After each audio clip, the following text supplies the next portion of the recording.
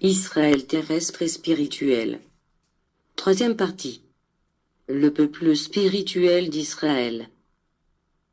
Quand je parle de mon peuple Israël, du peuple du Seigneur, je fais référence à ceux qui ont apporté une mission spirituelle à la terre, à ceux qui firent connaître ma loi, à ceux qui m'annoncèrent, à ceux qui me furent fidèles, à ceux qui proclamèrent l'existence du Dieu vivant, à ceux qui perpétuèrent la semence de l'amour et à ceux qui surent reconnaître, dans le Fils, la présence et la parole du Père.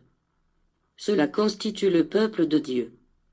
Celui-là est Israël, le fort, le fidèle, le prudent. C'est ma légion de soldats fidèles à la loi, fidèles à la vérité.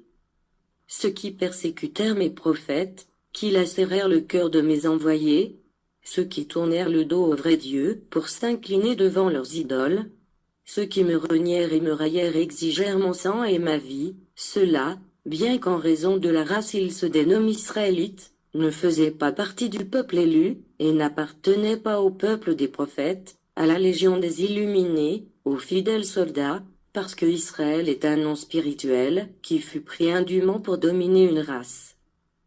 Vous devez également savoir que celui qui aspire à faire partie de mon peuple, peut y parvenir avec son amour, sa charité, son zèle et sa fidélité en la loi. Mon peuple n'a pas de terre ni de ville déterminée dans le monde.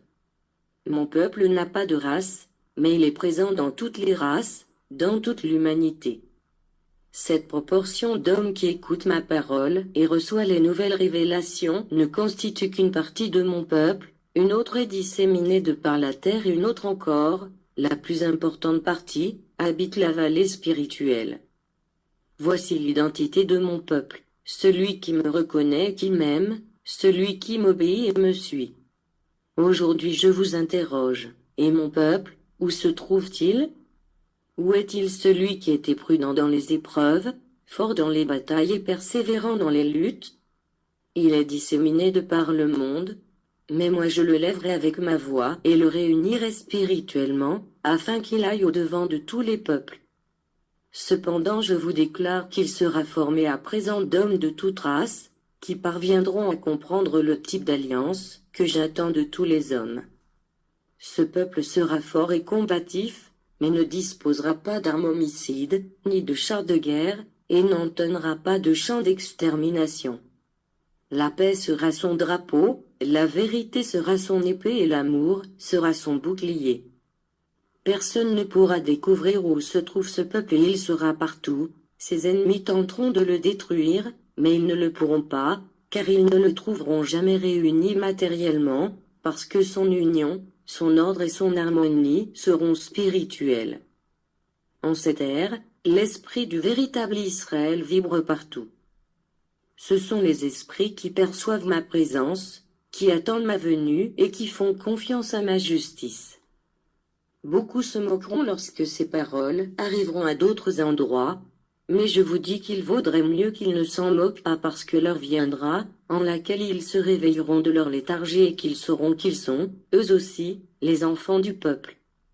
Ces multitudes qui écoutent aujourd'hui peuvent tomber dans la confusion si elles n'étudient pas ma parole et si elles ne se débarrassent pas de leur matérialisme. Il peut leur passer ce qui survint au peuple israélite des premiers temps, qui écouta la voix du Seigneur, reçut la loi et eut des prophètes, ce qui l'encouragea à se croire l'unique peuple aimé de Dieu. Grave erreur de laquelle vinrent le sauver les grandes épreuves, l'humiliation, l'exil et la captivité. Il est nécessaire que vous sachiez que mon amour ne pourrait vous distinguer en raison de race ou de credo, et que je parle de mon peuple parce que, depuis les premiers temps, je me retrouve préparant des esprits que j'envoie sur la terre pour illuminer, de leur lumière, le chemin de l'humanité. Eux ont été les éternels pèlerins qui ont habité des nations distinctes et qui ont traversé de nombreuses épreuves. Pendant cette époque, ils ont constaté que les lois humaines sont injustes, qu'il n'y a pas de vérité dans les affections et que la paix n'existe pas dans l'esprit de l'humanité. Le peuple de Dieu surgira une fois de plus d'entre l'humanité, non pas un peuple personnifié en une race, mais une multitude, une légion de mes disciples, au sein desquels ne prédomine ni le sang, ni la race ou la langue, mais bien l'esprit. Ce peuple ne se limitera pas à enseigner ma doctrine au travers de l'écriture. Afin que les mots aient force de vie, il est impérieux de les vivre. Ce peuple ne sera pas seulement un diffuseur d'écrits et de livres, mais aussi un propagateur d'exemples et de faits.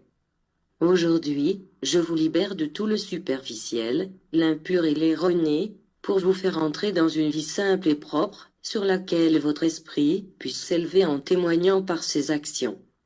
Le moment venu, je présenterai mon peuple à l'humanité et le maître ne sera pas honteux de ses disciples, tout comme les disciples ne renieront pas leur maître. Cet instant coïncidera avec celui de la guerre des idées, de laquelle jaillira le spiritualisme comme souffle de paix, comme rayon de lumière. Mon peuple croît, se multiplie, non seulement sur la terre, mais aussi dans la vallée spirituelle. Parmi ces multitudes spirituelles se trouvent ceux qui eurent des liens de sang avec vous, furent-ils vos parents, vos frères ou vos enfants. Ne soyez pas surpris que je vous dise que mon peuple est tellement nombreux que la terre ne pourrait l'héberger et qu'elle devrait être encore bien plus grande. Lorsque je l'aurai réuni et qu'il ne manquera aucun de mes enfants, l'infini lui sera donné, en guise de demeure, cette vallée de lumière et de grâce, qui ne termine jamais. Ici, sur la terre, je viens seulement pour vous préparer, pour vous instruire de ma doctrine, pour que vous sachiez de quelle manière vous approcher de cette vie. Cette humanité ne représente qu'une portion du peuple de Dieu. Il est impérieux que tous connaissent ces explications pour orienter leur vie vers l'idéal de perfection. Je souhaite que ce message divin, qu'est ma parole diffusée par les lèvres du porte-parole humain, parvienne à toute l'humanité. Ma parole est la cloche qui appelle le monde. Son essence émouvra les peuples en les faisant se réveiller pour méditer à propos de la spiritualité et de la destinée de l'esprit après cette vie.